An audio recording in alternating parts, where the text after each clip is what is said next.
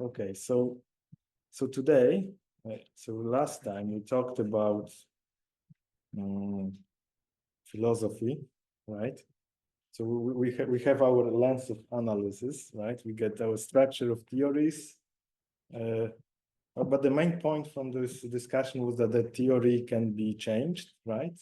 And usually there is some reason to do that, and I called this the reason in the one bucket called critique, right? We criticize some aspects of theory, and that's our reason to maybe fix it if we find it's some aspects lacking. And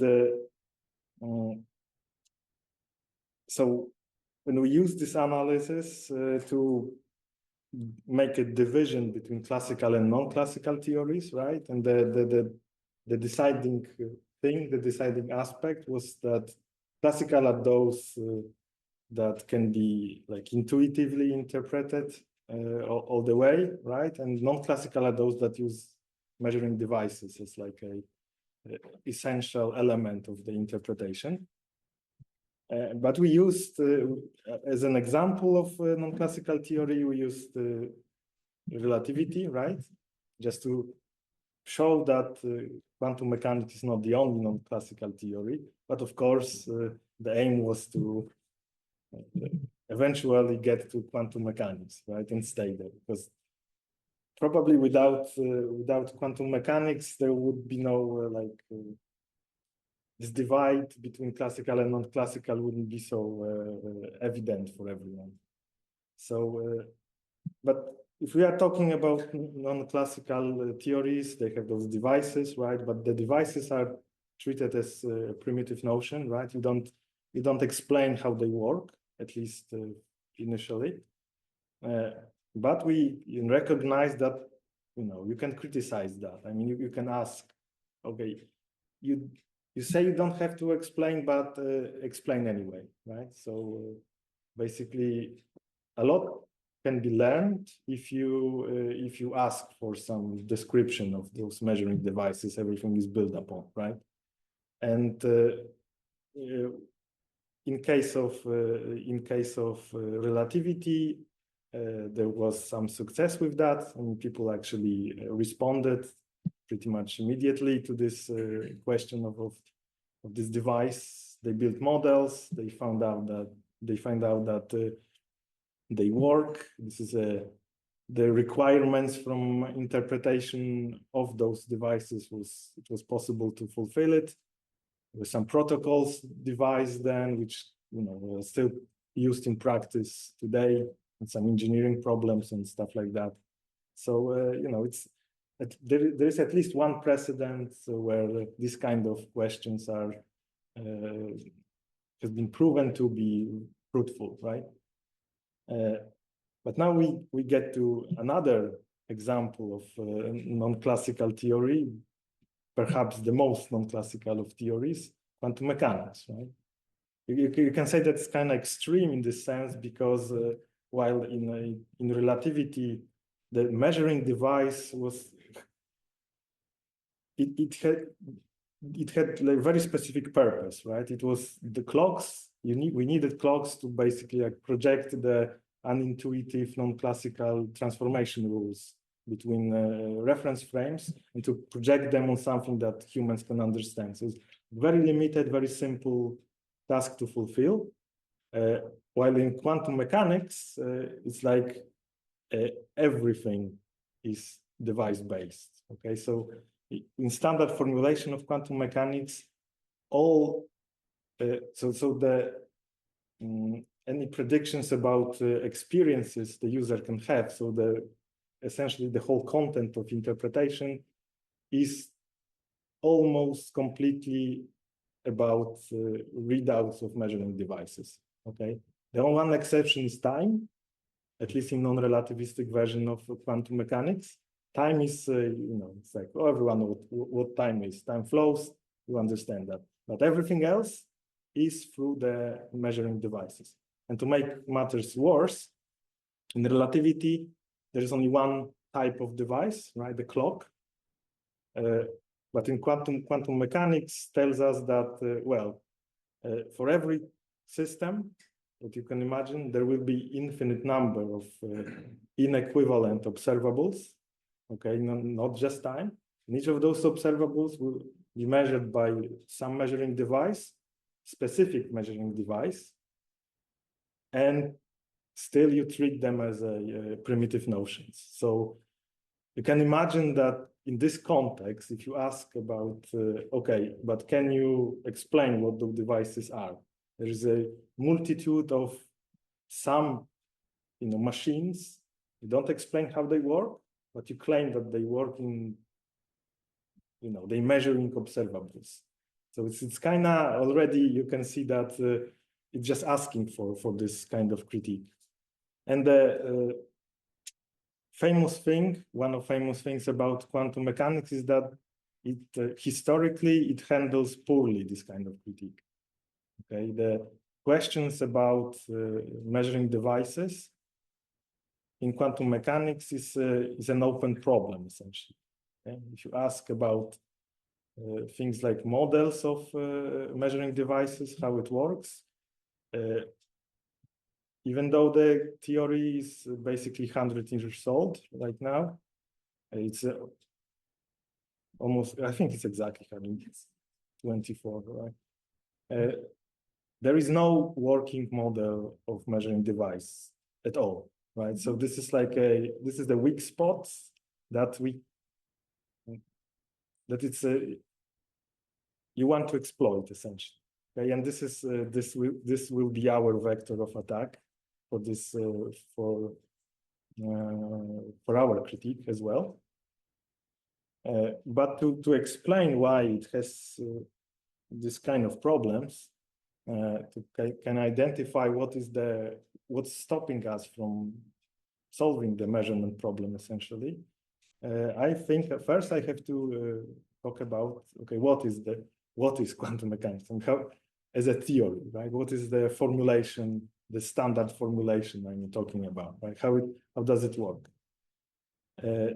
For those experienced researchers, right, among us, you of course have very good idea,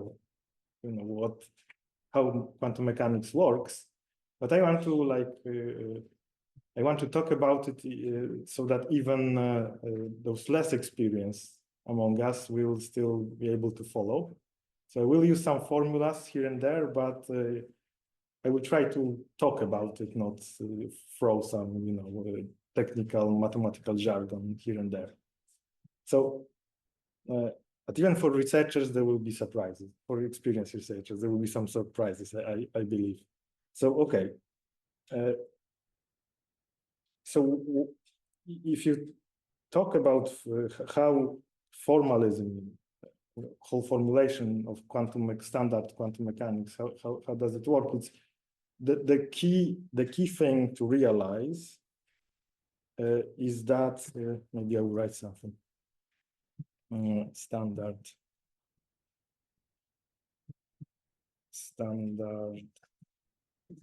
quantum mechanics. So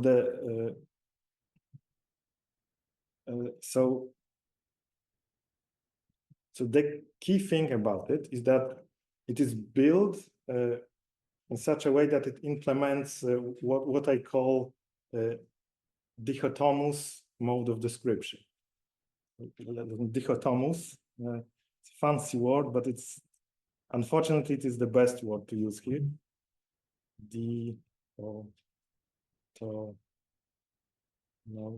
Mode of description. So dichotomous, it's like twofold. So dichotomous means that there are like there are two things and you have to switch between them. So they are either one or second. Yeah, and they are kind of antagonistic to each other. So it's not dual, because dual means that there are two, but they are like similar. This is like there are two antagonistic modes, okay? It's like maybe for bosons, when in quantum description, when they say that there is this dichotomy. So bosons are either described by product state or entanglement due to symmetrization of wave functions. No. Like I haven't heard that. Dichotomic, there is a thing in telegraph noise, so-called telegraph noise. It's sometimes called dichotomic noise, because this is a stochastic process which has two values, 1 and -1, for example, and it switches between them. So it's like, Yes, you know, yes. so like twofold. Yeah. So that's so what do I mean by that? So there are two modes of description. One mode is meant for dealing with, let's call it non-measurement context. Non-measurement.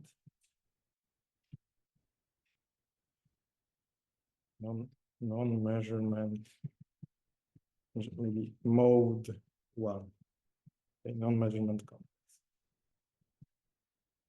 So this is non-measurement context means that you have your subject, some quantum system of interest, right? And you want to describe, say, what happens to it when it's not disturbed by an observer deploying measuring devices on it. Okay, so essentially you want to have your system lives on its own, it's freely evolves, something happens with it, but there are no observers inside. Okay, no one is measuring anything here. Okay, so it's a context without measurements, and in this context, the description uses so you describe your system in terms of state.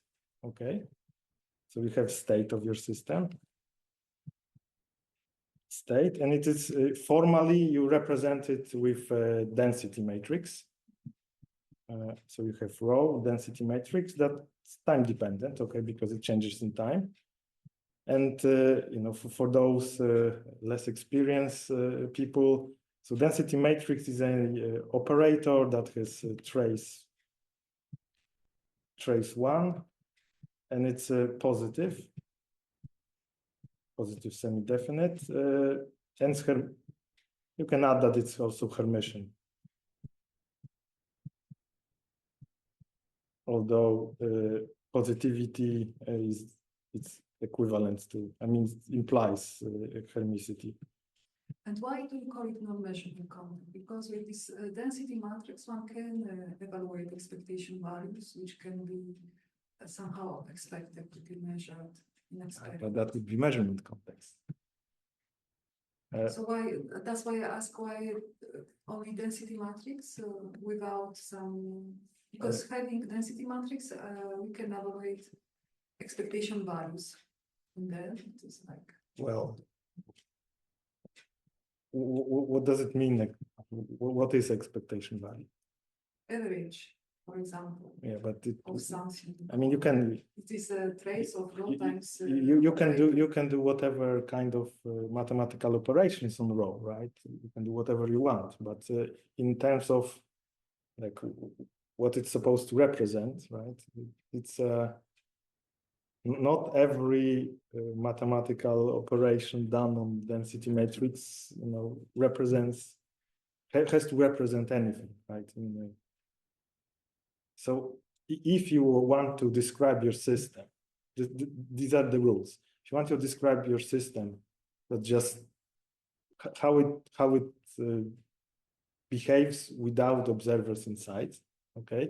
You use rho of t, okay? And this rho changes in time, and the changes in time are governed by some dynamical law.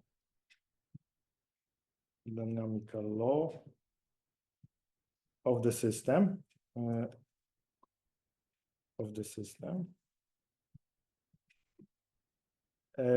it is represented formally with a unitary operator. So no, it's always unitary.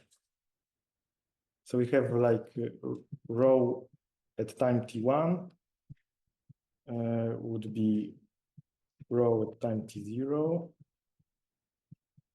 And here, this is the representation of dynamical law.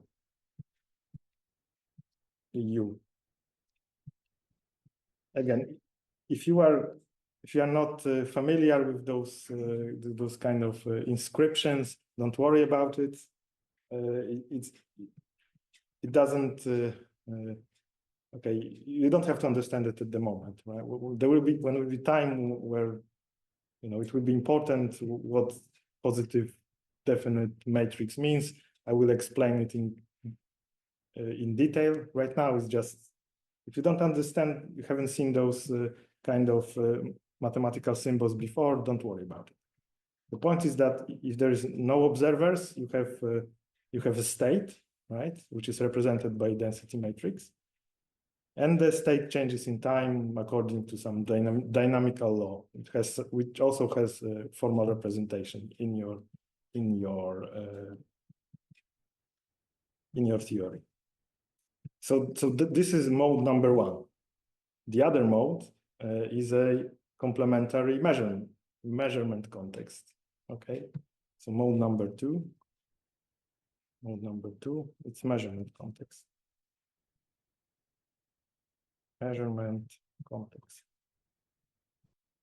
So this mode is meant for situations when observer comes in, deploys their measuring devices, okay, and we want to have a description what the observer will see, what they will perceive, okay, and so the formal description of what the observer sees when they deploy their devices is essentially given by a famous Born rule. So it is what the observer will read out from their devices when they deploy it is quantified formally by a probability distribution. Okay, that is conditioned by the state of the system. Okay, and the formula, so we have probability at time t to measure value f given state rho of t. I will explain the symbols in a second. Trace this operator p f and rho t. Okay, so this is Born rule. Okay, and so when something is time dependent, usually it would be a subscript. Okay, just to have a convention that I will be using. So what are those guys? So the operator P here is a projection operator that comes from an observable that is measured by the so the observer deploys measuring device that measures certain observable. So we can even attach here that we are measuring observable f. Okay, an observable is represented formally by a Hermitian operator, which can be decomposed in terms of, has a spectral, we call it mathematically spectral decomposition. It is decomposed in terms of projection operators. It's not T, it's F. Okay, and those operators P, so they have the property when you sum over all Fs, so all possible readouts of the all possible values of the observable F, it gives you identity, okay, and they are orthogonal. So you take F, PF prime, and you get delta FF prime PFF. Okay.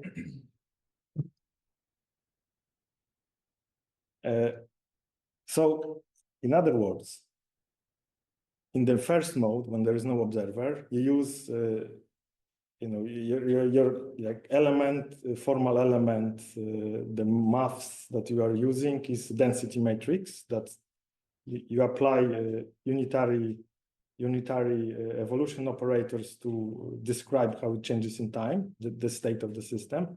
But then when observer comes in, your description switches completely, right? Now you're talking about, now you are talking in terms of probability distributions, right? You have some observables that are represented essentially by some set of projection operators. You have Born rule, which is some weird formula that you apply, you apply to your state, right? And it's so it's like completely different way of describing stuff, right?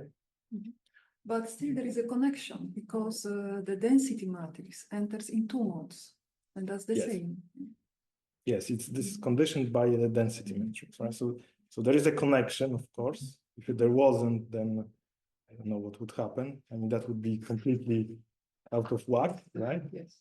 But it's appreciate that there is this, here you have density matrix, and here you have probability distributions. And notice that if we're talking about experiences of the user, so where interpretation comes in here, so by definition, the user only experiences what measuring devices show them, right? So the mode number two, right? It's employs interpretation, right? Because this probability distribution, this has to be interpreted, because this is what's supposed to be correlated with experiences of the users. Right? They deploy devices, and what device will display to them, it's a probabilistic description of that, and you have this Born rule. But in non-measurement context, there is no need for interpretation, because the state, by definition, is it doesn't correlate with experiences of users, right? Because there is the user sees only what measuring devices show them, but in the first mode, non-measurement context, there are no measuring devices, right? So there is no interface with the user, right? So there is the state doesn't have to be interpreted, in other words, okay? Which is unsettling, okay? But this is essentially what Copenhagen interpretation, famous Copenhagen interpretation, tells us. But there is another thing, because we have those two modes. They are loosely connected through the condition for the probability, the rho, right? But you could ask, okay, but what if I want to do another measurement, essentially, right? So you need some additional rule that binds those two modes in some way, at least some way. And this binding of those two modes is achieved in standard formulation by infamous collapse rule. Okay. So this thing is yeah. So that what you wrote here as a Born rule is actually the way to predict what is the probability that I will have particular the outcome small f. For example, small f would be whatever 2 electron volts or something that I measure. Spin up. Oh yeah, or spin up, for example. You can see simpler, but here it means that I a priori have to know somehow what are the possible outcomes. Yes. Because, for example, I'm measuring the spectrum of light, I do not know in advance what will be those for example, values. You're starting to criticize the theory. Very good, very good. Because this is a critique, right? You're asking about measuring devices. Because so far I told you that the measuring device, I don't explain how it works, right? Because it's a primitive notion of interpretation. But it measures observable, F, capital F. And this observable is something that can be represented in formally with operator F, which has eigenvalues, eigenstates or eigen subspaces more precisely. So those operators P. So this is the composition of this operator defines what measuring device can display. Okay, and for every operator of this kind, there in principle should exist device that measures it, right? That's why there are infinitely many devices. It's not just clock that can be analyzed simply.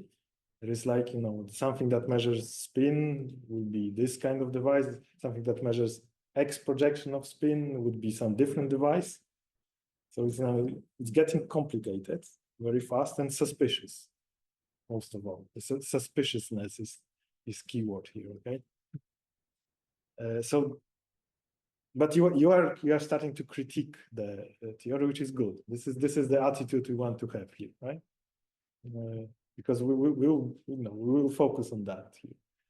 But first, setting the stage. So we have those two modes, and the binding rule between them, the collapse rule. So we have a collapse rule. And this one is very weird. Okay? Everyone knows this is weird, right? So the collapse rule essentially tells us that it says that when you switch from measurement context, so when the measurement is concluded and you switch from measurement context to non-measurement context,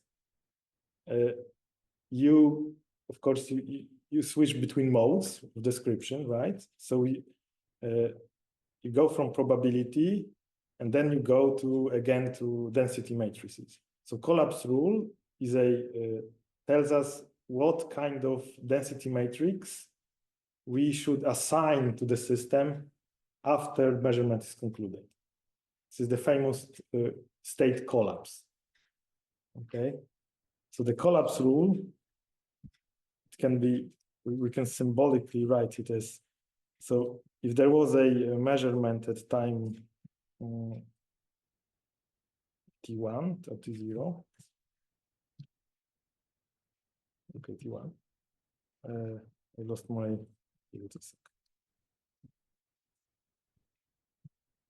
so imagine there was a measurement done at time t1, right? So we measured some result f1. That's from the spectrum of the observable, right? So this was measured. This was measured by observer at time t1, and then you have a state collapse. State collapse.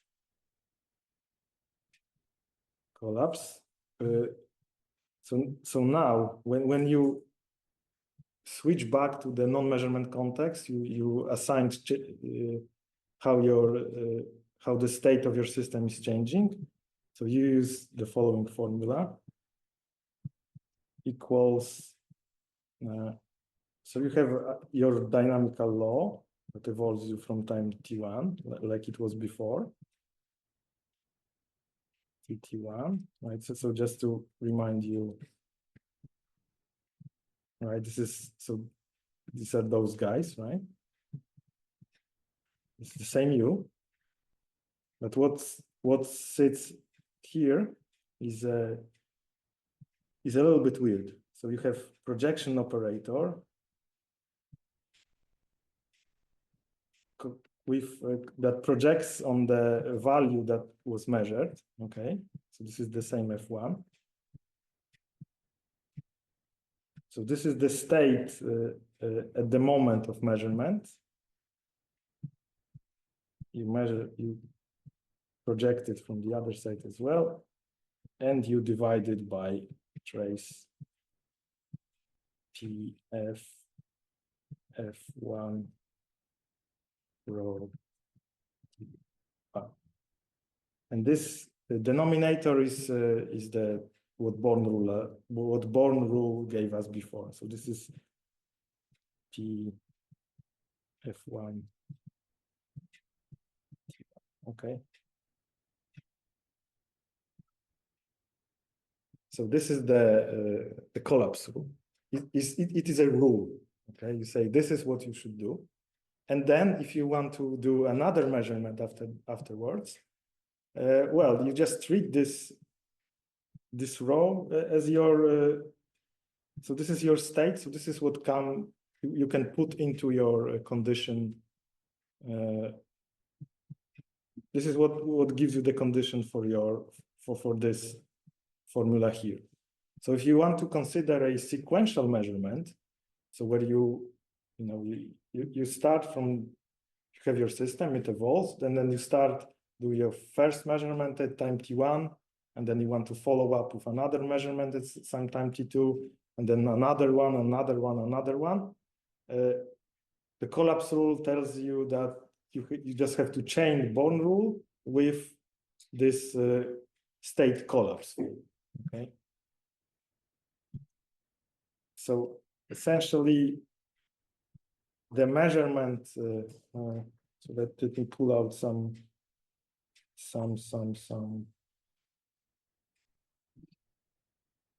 Yeah. So if we had no collapse rule, right, then everything. I mean, we will be confined to describing only situations when there's the system, and then it's measured once, and everything ends. You couldn't go beyond that, which it's actually like 100 years ago, and even today, is basically most of the experiments that are ever done on quantum systems. Okay, it's like there is something some initialization, and then it's a measurement that ends everything. Okay, what happens next is, especially 100 years ago, was completely academic, problem, essentially an afterthought. So people weren't focused on this aspect, but they were interested anyway. So there had to be some hack. We had to hack it somehow, right? Figure out how to bolt onto those two modes of description. Okay, but what would have to be done if we want to go further, do another measurement, for example? And I think it's from von Neumann. He figured out that when you do this rule, you can write down probability distributions describing sequence of measurements, and this looks good, and probably was even tested, although I don't know if it was tested back then, but you could test it in principle. So the probability that you would get from chaining the Born rule and collapse rule, it's so if you want to describe a probability probe of measuring value f1 at time t1 and value f2 at t2 and ending at and terminating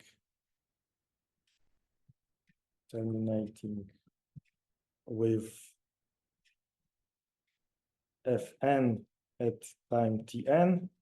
Okay, so you have a sequence of measurements, and you want the probability for measuring a given sequence, which would be p tn t2 t1. So times in the subscript values f1 f2. So you can use to obtain this joint probability. What you can use Bayes' law to because we have conditional probabilities. Those are Born rule, right? The condition in the form of state, which we can obtain using collapse rule, to have all those conditional probabilities, and you want to get joint probability. So you use Bayes' law to do that. You just multiply them one with the other. So essentially, you write PT1 F1 given row. Oh no, sorry. Bond rule time is coded here, and then you would write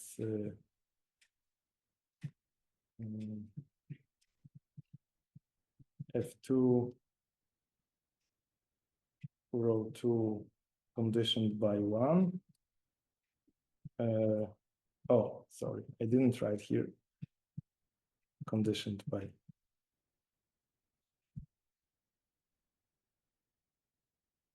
Let's write it like this. Okay, so state conditioned by the previous measurement. 2, PF3 conditioned by T3, which is conditioned by 2 and 1, and values 2 and 1, and so on.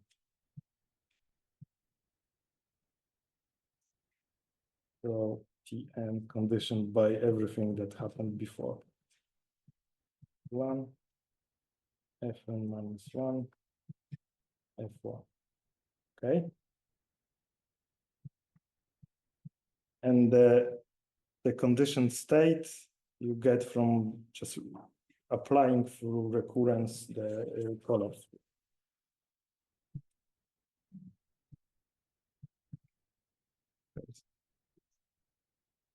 So T1,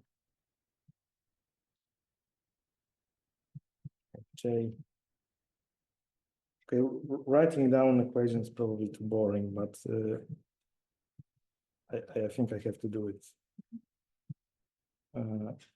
So sorry for that, for the boringness of it all.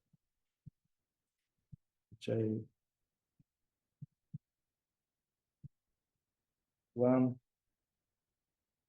J minus 1.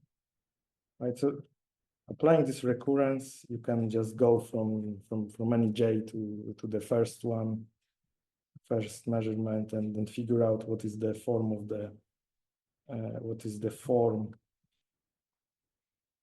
of those density matrices. Here's P, Fj, J, J minus 1, P1.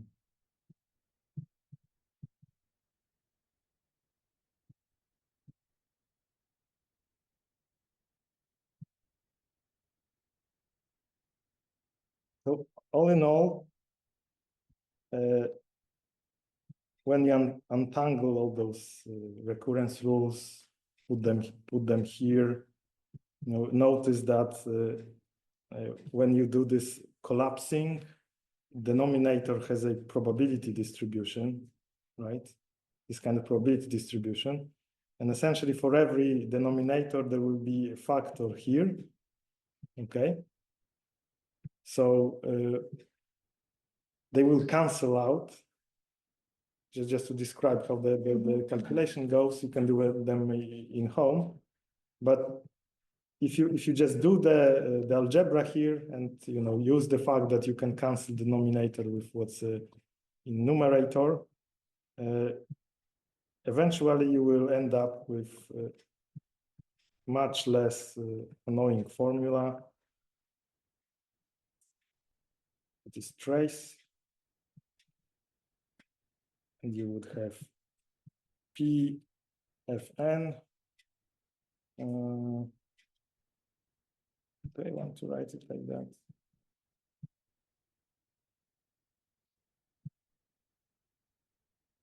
Tn minus 1.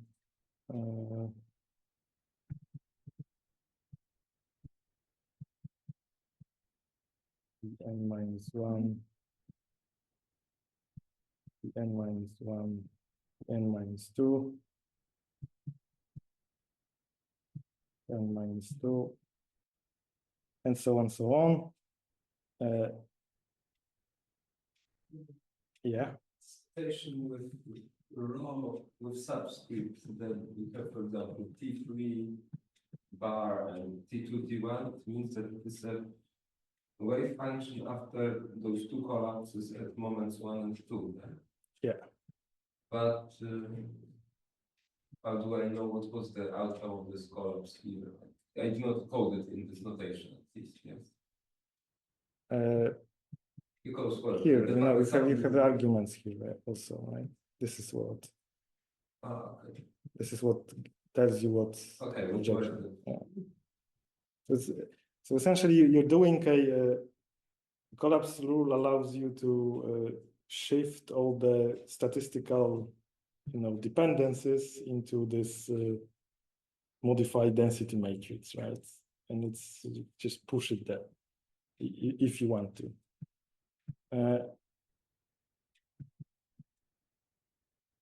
T1 from some T0, row T0, T1 T0 times, and then you have so you have here train of projection operators. In between them, there is evolution period between those times when the measurement took place, and they go from here. They go from the last to the first. Right? Then comes in the initial density matrix when everything begins. And on the other side, you get, because in every collapse, it's like you have to put projection on left and right side of the density matrix, right? So it will build up in our formula, and you will have here like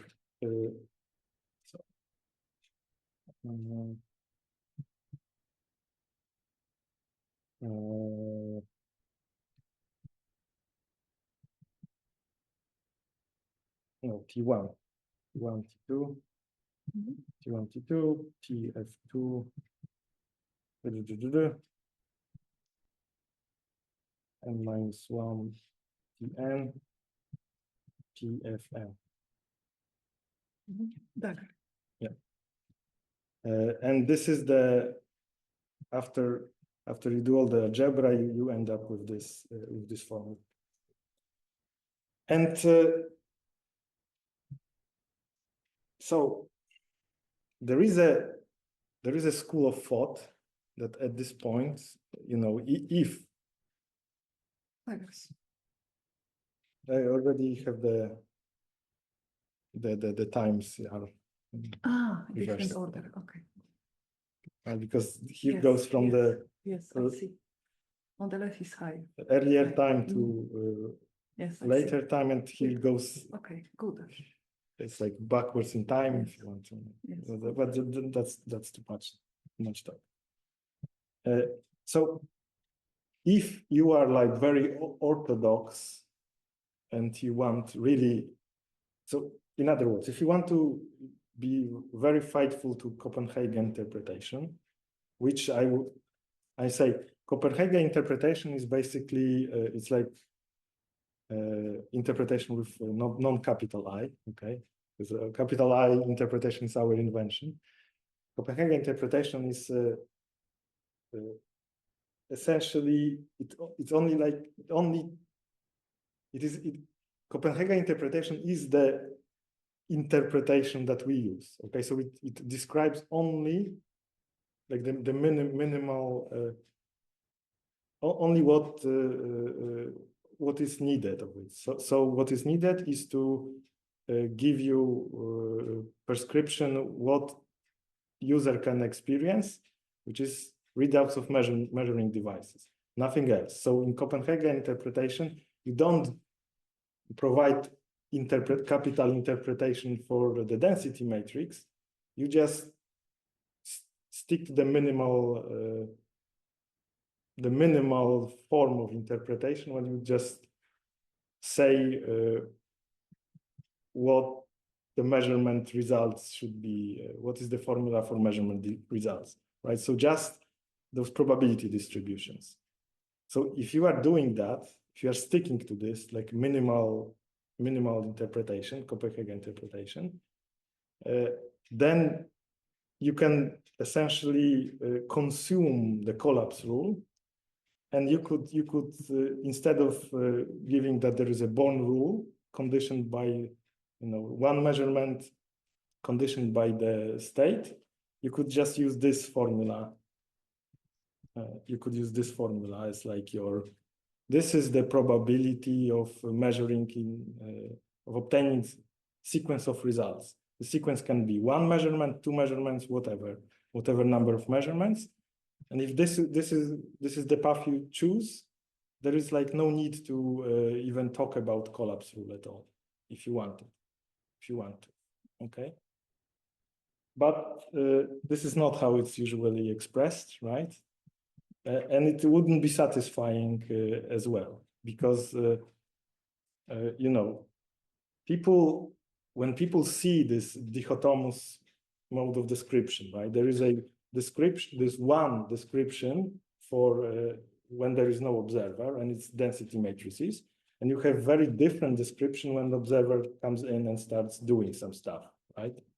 So, in other words, this suggests strongly that what observers see is something very different than if there were not there, okay? So in other words, observer comes in and disturbs the system, okay? So they cannot see like the natural state of the system, in other words, right? So you have this tension here that what observer sees with with the application of their measuring devices is like fundamentally changes what happens to the state. So it's not like a passive observation we are used to from thinking of measurement classical mechanics. So this gives a rise to idea that in classical physics, measurements are non-invasive in some way. So you can see things how they are, right? So that when the tree falls, it makes sounds even if there is no one to listen, right? This adage. But in quantum mechanics, it seems, because there are two modes of description, right? That measurement fundamentally, essentially changes what happens to system. So it's essentially invasive. Measurement is essentially invasive. You cannot, if it wasn't, then there should be like one unified description for everything, we believe like in classical mechanics. So people like, okay, if this is the case, and I will later down the line try to explain that this is a wrong way. I mean, this is incorrect interpretation of what's going on. But some over interpretation of what measurement does in classical mechanics, and but this is how it's usually, this is what this dual mode, or not dual, dichotomic mode of description suggests. Because right, if there is if measurement is that you are just looking at the system as it is, right? Then why there is a special mode of description for that, right? This is like, there's some reason. And this is especially enforced when you also introduce the collapse rule, which, so if observer, by deploying their devices, changes the system in some way, right? Then we can ask, okay, so what is the natural, how to describe the natural state of being of the system that sometimes could be measured, but not always, right? And so this is essentially the question of what is like a master object of your theory? What is the thing that represents like the truth about the system, right? And naturally, people always gravitate to, okay, if observer comes in and does their measurement and changes stuff, So it must be the thing that is in the first mode of description, non-measurement context, that is the truth about the system, right? Which could live on its own without being disturbed by the observer.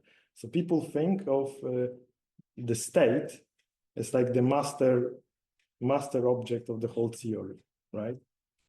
And if you look at it like this, and then you look at the collapse rule, which tells you that, observer comes in, does the measurement, and then you have a change of the state, right? This just reinforces this idea that observer comes in and really does there is some physical process that changes the state.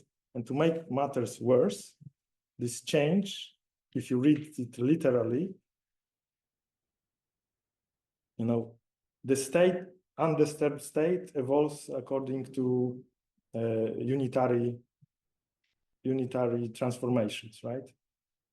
But this state collapse, which you could try to think of as the disturbance introduced by the deploying the device, this change cannot be represented by unitary evolution at all. There's just no way. It's fundamentally different. Okay, so if this is the way you think about it, if you go this deep into your critique, you see that your theory seems to predict that there are two kinds of interactions. Right? One is the free evolution, and the other one is a special case for observers, so I guess humans, and devices the humans use, that is governed by completely different law.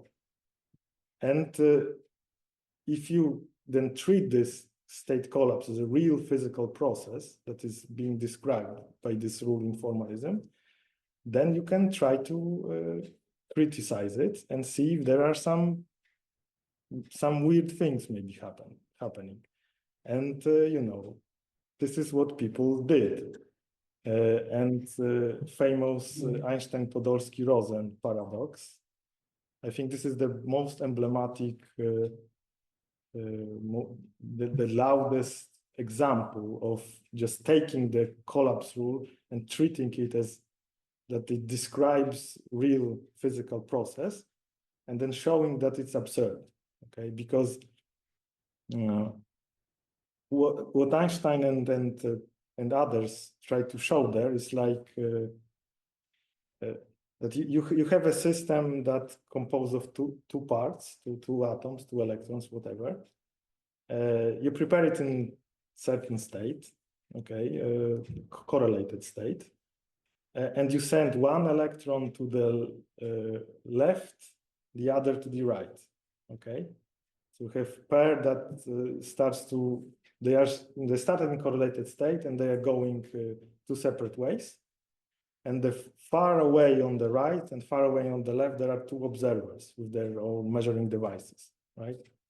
And then the observer on the right, let's say they are doing their measurement, okay? So if they are doing measurement, this means that the state collapses. If we are treating collapse as a real process, right? But this collapse of the state, if you do the algebra that is required from this experiment, this means that also, so the state of electron on the right changes, and immediately at the same time, because collapse rule, as it's stated, is it's just instantaneous. The far away electron on the left, its state also collapses, based on what the guy on the right measured. And they said this is a spooky action on distance, right? Because it's faster than light, this interaction, right? It's instantaneous, and it changes fundamentally what happens with the system. Given that, this collapse is a real process, right? And Einstein tried to show that you can violate rules of relativity, which at the time was well established, and people believe that this is a universal rule, that nothing can move faster than light, including any interaction. So collapse should be also bounded by this kind of limitations. But according to the standard formulation at the time, the collapse is instantaneous. So you could do some superluminal, signaling or whatever. Of course, there was some whole, this spawned whole subfield of quantum mechanics that's very active to this day, and by some weird arguments, people kind of showed that this doesn't mean that you can actually communicate faster than light because of some reasons that are not simple to understand. Essentially, it was lucky that there was a way to, lucky and unlucky. Okay, because people were able to find some arguments that it still obeys the laws of relativity, that nothing can move faster than light, with some contrived arguments. But to be truth be told, this shouldn't be. I mean, standard quantum mechanics is non-relativistic. It should allow for faster than light interactions. There should be no problem with that, actually, because it's non-relativistic. Why should it have built in speed of light as a maximum limit of anything, right? So in this, on one hand, it's kind of lucky that it happens that there is some argument, good or bad, that rebuffs the paradox created by Einstein. But on the other hand, it's unlucky because it meant that so we don't have to worry about collapse because there is no problem. So this is kind of a red herring essentially. So but this is just one.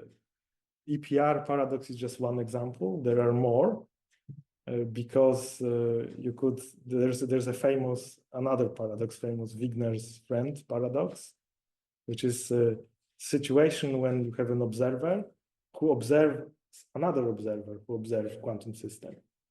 So this is essentially you are saying, okay, show me a system that evolves naturally, so without a observer, but it also incorporates collapse, right? Because if there is observer, okay, if I am the Wigner, I am observing my friend, so this other observer who observes, right? So according to our rules, before I do measurement, they have unitary dynamical law.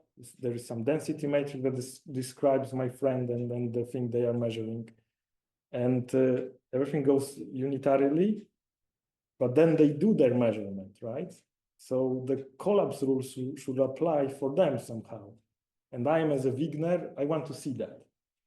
So this is essentially a question: give me a model of this collapse inside my theory, not as a rule that there is something happens, but actually give me some proper description of collapse using unitary evolution operators, which is impossible.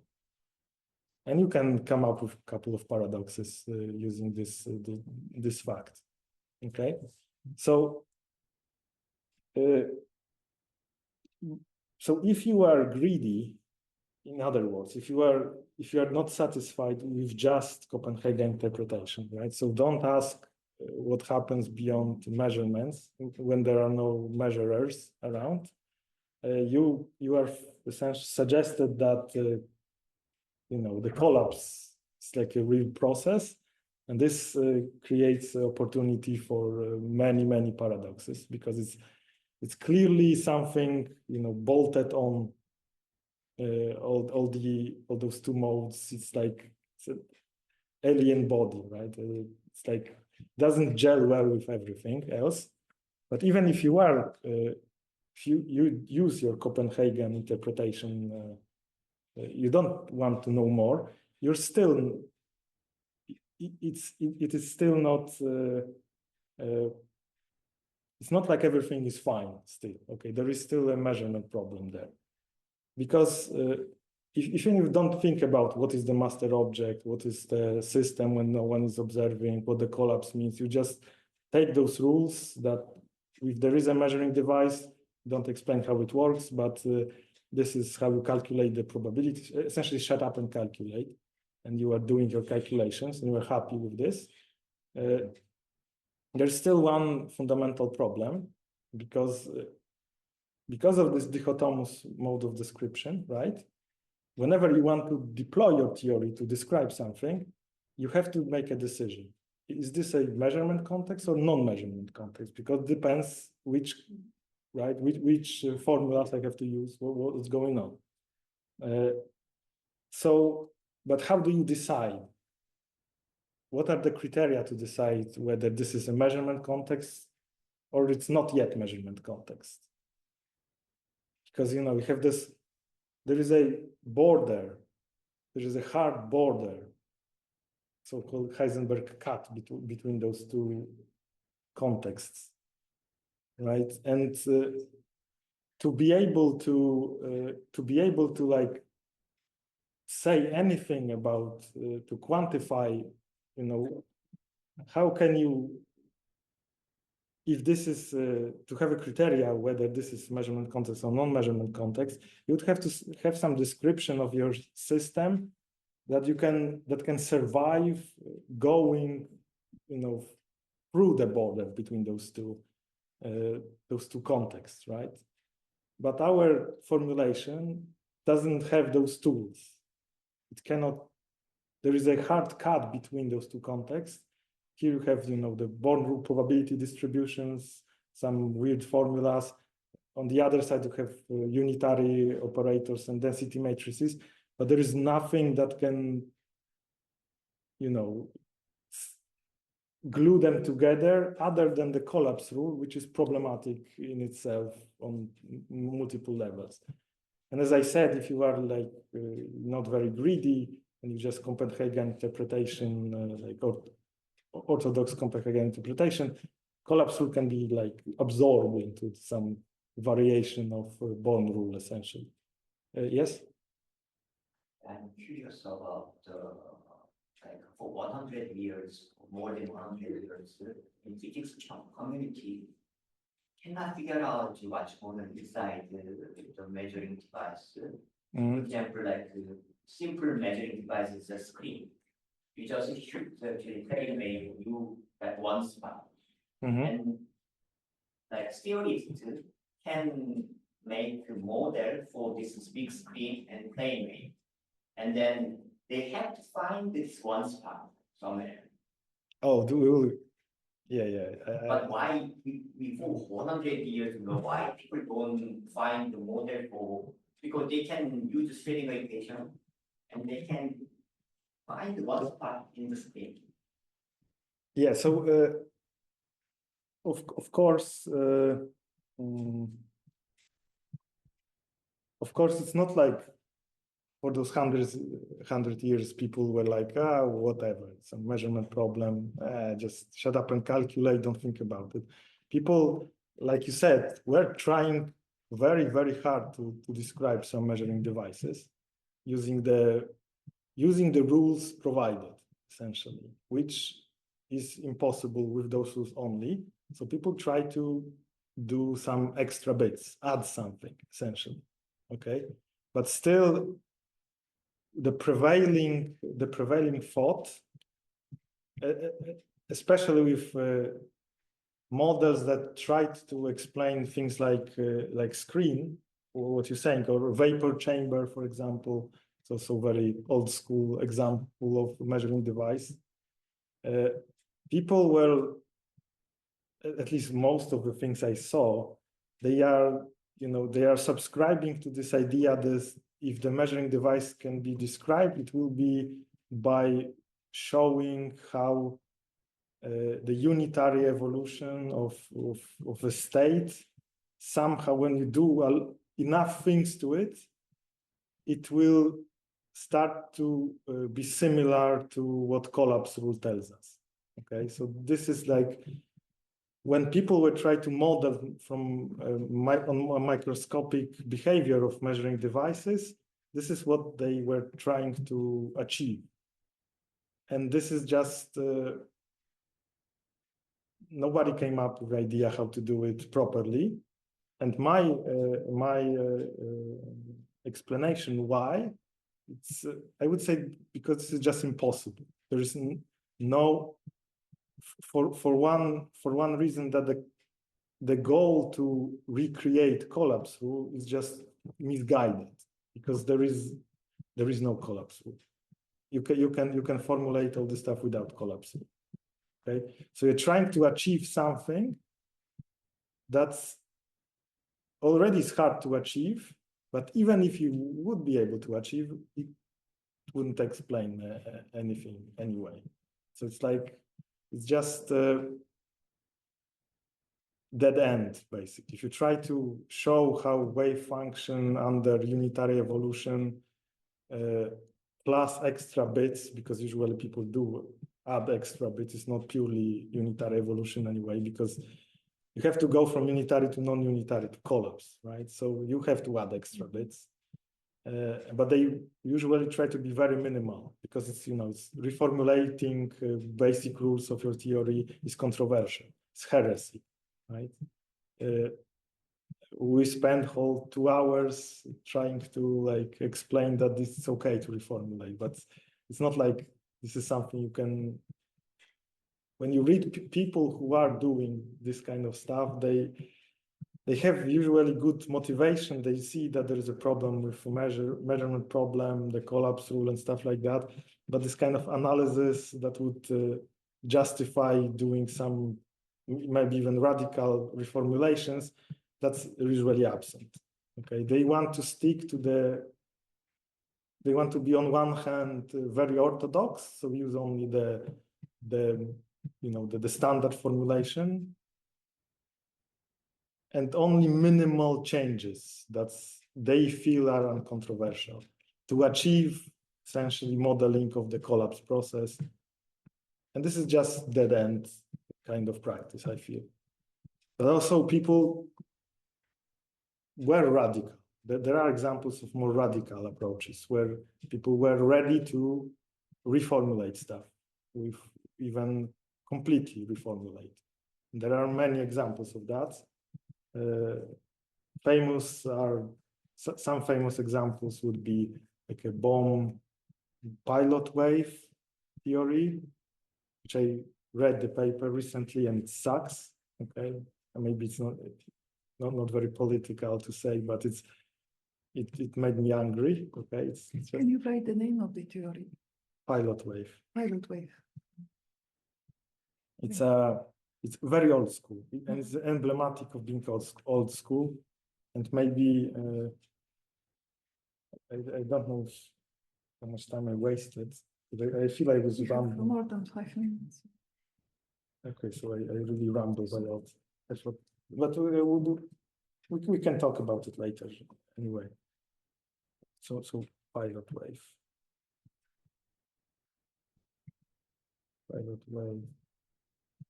theory. This bomb. It's sometimes called Bohmian mechanics, and it's extremely old school. It's 50s, essentially 50s. But they're still like believers in this approach. But it's so misguided. Just makes my blood boil. Essentially, but I can rant about it later. There are other approaches like something called decoherent histories, which is like very so in this approach, I won't go into details because that's another hour to explain what's going on. I mean, nobody knows what's going on, even the inventor. But their approach, and it's often happens. So if you want to like do a minimal model of collapse, this is one path, usually doomed to fail. So if this is difficult, then people say, okay, so let's just eliminate measurement from the whole. Let's just not talk about measurement. If measurement is a problem, don't talk about measurement. So they want to like do the reformulation. Usually there are some very nice, very deep intuitions behind it. So it's not like, it's not nonsense. Okay, I'm kind of joking about that. It's, you know, it's makes my blood boil. It's very misguided. There are some deep intuitions there. Okay,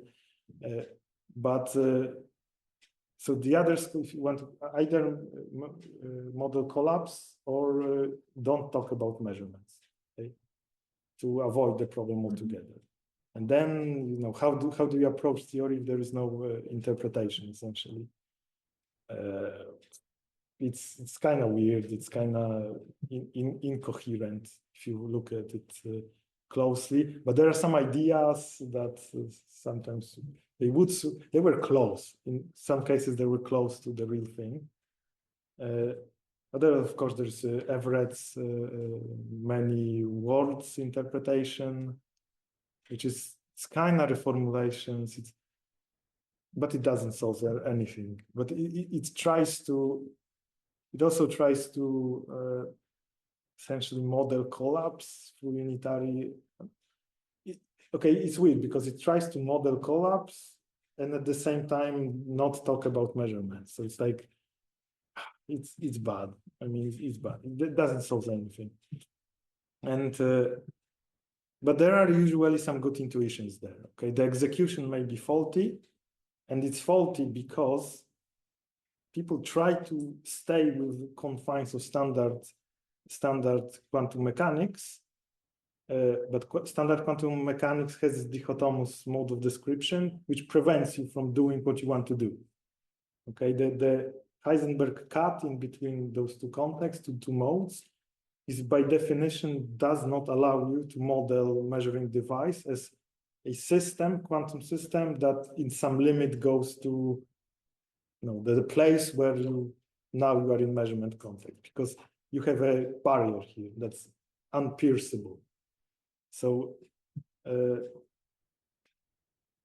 so in other words, there is okay, that was very rambly, what I was talking about here, but the main idea, I'm wrapping this up. Media has to go, and it's a good point to wrap up anyway.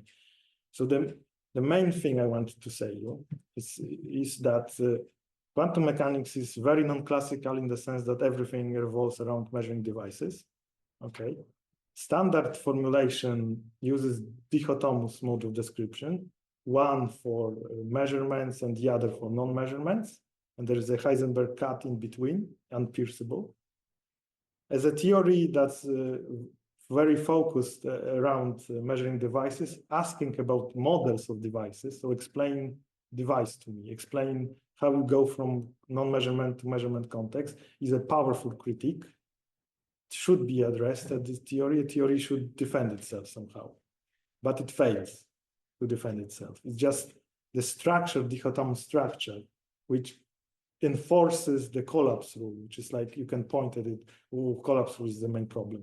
Collapse rule is that because you have dichotomous structure and you want to connect it somehow. This is the simplest way to connect it. If you didn't have dichotomous structure, there would be no need for collapse rule. It's not collapse rule fault, it's the fault of this particular choice of structure. Why this structure was chosen? I think the reason is because 100 years ago, people were thinking about experiments with single measurement that ends everything. Because if this is what you're talking about, you don't need to connect those two modes. It's just unneeded. And Copenhagen interpretation is essentially about this setting. So going beyond first measurement is an afterthought. Was afterthought 100 years ago. You know, science fiction. Who will ever do that? You know, ichthyosaur in a zoo is more likely than doing another measurement.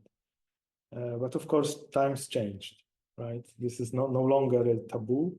No, maybe people are not doing sequential measurements, but it's not like science fiction at the moment. So,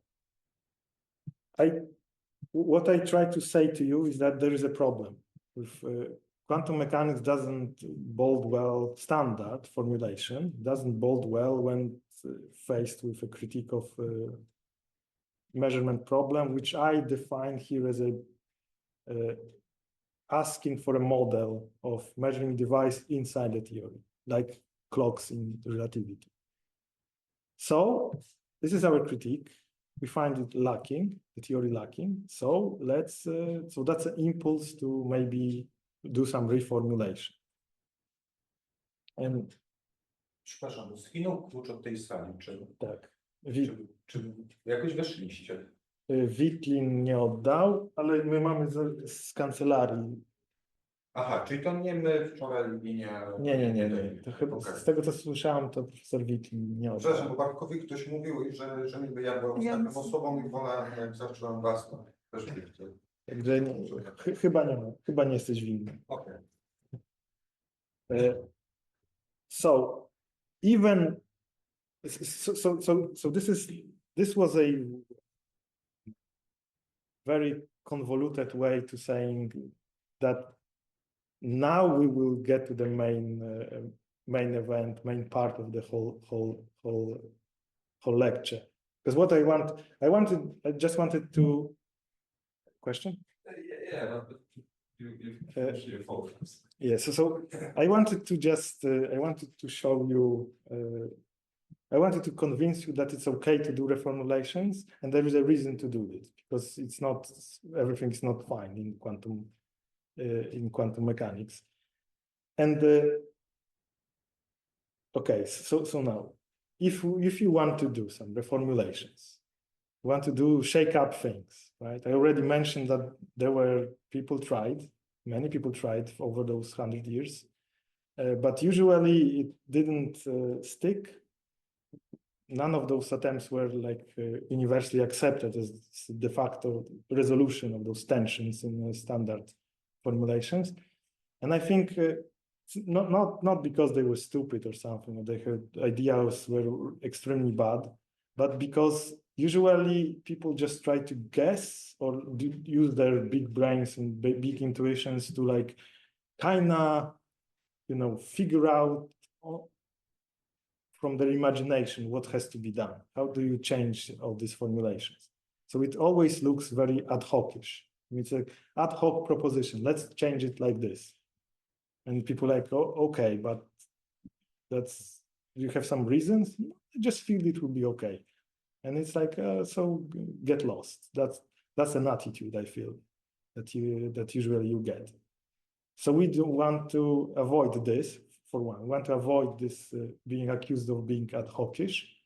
And the other part is guessing what has to be done is extremely difficult. I mean, most likely you will just guess wrong. Maybe you will be right ballpark, but the details matter.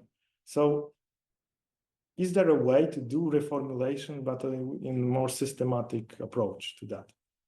My proposition to you is to let's try to do it by going back to basics.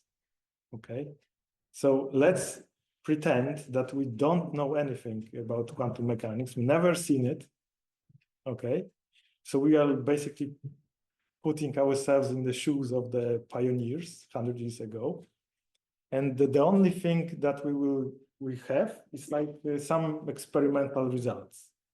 So we just have a phenomenology of some quantum systems, and let's try to deduce the formalism, the interpretation, the whole formulation, only from those basic phenomenological inputs.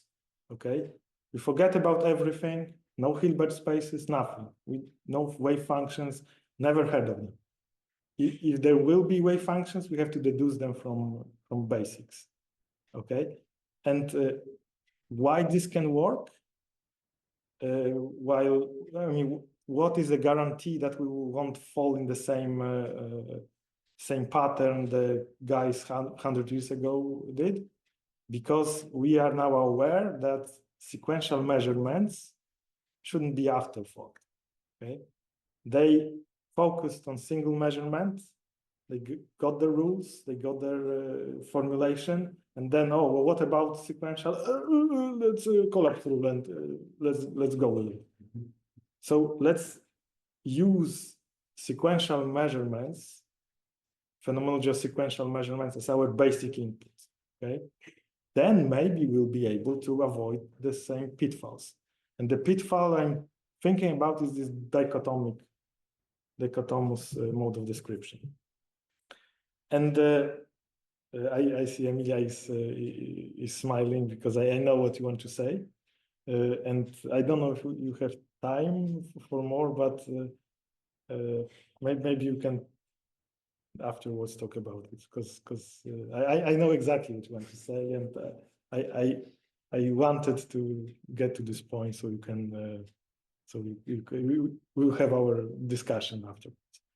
And so starting from this point, we will try to do the phenomenological quantum mechanics. So we'll do this exercise. We will try to deduce the whole formalism, the whole formulation of quantum mechanics just from those experimental observations. And spoiler alert, we will succeed. Okay? Otherwise, we wouldn't talk about it, right? You can do this. It's possible. And you indeed get a formulation that's different than standard formulation. But it's still, reformulation of quantum mechanics. It's not new theory, it's the same theory. It's like, I like to think of it as like Hamilton formulation versus Newtonian formulations, The same theory, but different explanations, different structure of formalism and stuff like that. And the battle plan is, there'll be two parts to this whole business. First, we will talk about phenomenology. Okay, so we'll talk about it, what kind of experiments we're thinking of, what you would see, how we describe all this stuff, and there'll be a lot of places to do tangents, about some off topics, about nature of classical theories, for example. So it will be I think it will be interesting. Then the second part where we do the deduction, the actual deduction. And notice I'm not using word derivation, but deduction, because because derivation means that it's like very mechanistic, computer could do it. This is for theorems in math. When you have axioms, when you can just go step by step. When you are dealing with dirty, fuzzy things like experiments, you have to do it like human. You have to deduce. Basically, you think about 10 things in parallel. Okay, and you connect things that you haven't seen yet, things you have seen already. So it's not derivation, it's deduction. Okay, but still there will be. I will try to be very clear to see where, if this is the way to go. Maybe there are some faults in my reasoning that I will present to you. There will be place to discuss all this stuff. And admittedly, the second part, there will be some math there as well. But, we'll be inventing math from scratch. So if you didn't understand all those U operators, P operators, don't worry, we will invent them again, reinvent them again, okay? And then we'll talk about them in more detail, and it will be slow drip of information, so it won't be like blasted in your face. And perhaps the second part is maybe more boring, less places to talk about some tangent stuff, but still there will be some cool things. And that's the plan. So in my defense, even if the first lecture and this lecture, where I'm criticizing quantum mechanics, you don't buy any of it, it still doesn't matter, because the exercise where you try to deduce the formalism from phenomenology still stands. Even if there was, the only motivation was because we want to do it, and we expect to get the standard formulation, for example, it's still okay, right? Even if you disagree completely with whatever I said here, my characterization of quantum mechanics is just, you don't think it's like this. It doesn't matter for our deduction, right? Because it's just, we are just here and looking at experiments and deducing stuff. We don't have to have a reason to do it, okay? And that's the plan. So the next lecture we will start by talking about experiments, and it will be fun, I think. So sorry for this. It was maybe a little bit rambly here. I was expecting Mariusz and opposition, from so I was like, it was weird. I was like talking for long blocks of time and without interruption, and just flustered by that. Yeah. And maybe a little bit come back to what Piotr said. It's maybe just a reformulation of this problem of two entangled photons flying in opposite directions. But I saw it more with this problem of the screen. Yeah, you have a electroluminescent screen, and you cast a single electron to it somehow. It has some wave function expressed in our old description, and the screen is actually a thin layer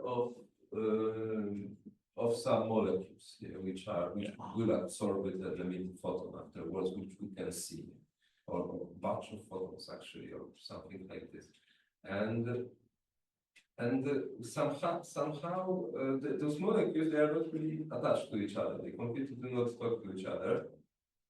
So they completely shouldn't feel that already one of those molecules somewhere in the far distance in the screen absorbed the electron, was this lucky one, and it emitted the photons. Yeah, but we always see only a single glimpse. So if it is so that indeed those molecules somehow feel the electron coming, so they somehow should feel the wave function. However, the only one actually detects it in the end, and all others for sure do not detect it in this case. So it somehow shows for me that it shouldn't be actually the measurement what detects the photon or localize it, or well, I don't know. I know that it's a little bit something that was already said many times, but it looks like it's not really the measurement what made it to be there. Yeah? It was a second before somehow there. Well, like I said, okay, this is a popular, maybe typical way of thinking that measurement is invasive in quantum, essentially invasive. It's like that's why you said measurement did this, it localized, and you like have some qualms about this. It's so bizarre because then all other molecules should feel like you have a lottery and everybody is picking those.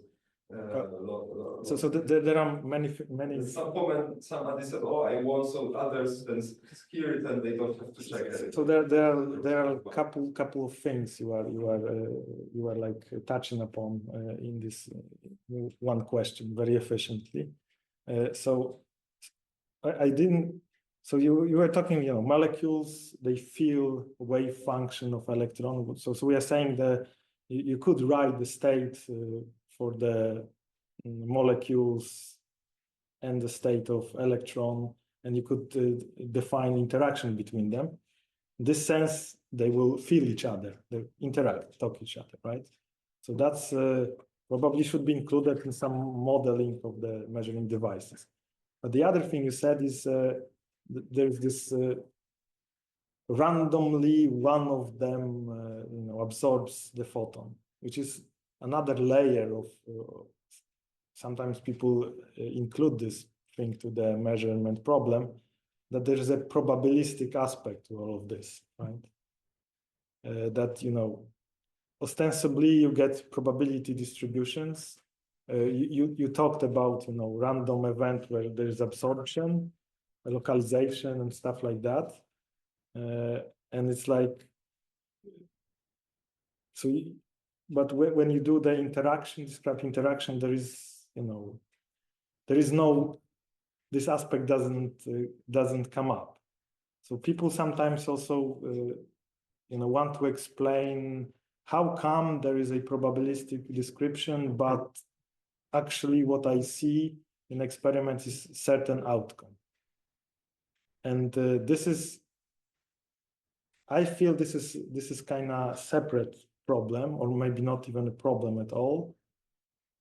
But why it is perceived as a problem, I think this is like deeply rooted in the way people are used to thinking about classical physics, and it is an old school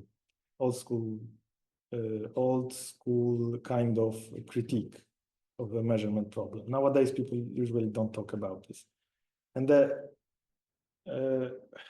look, I don't know how much time. I mean, I could ramble about it for another 30 minutes. And I don't know if everyone is interested in this particular aspect. Emilia certainly is not at the moment because she wants to go. So I will say this: we can talk about it, but you touched upon like 3 different things in this question, and we will have to reserve a lot of time for that, and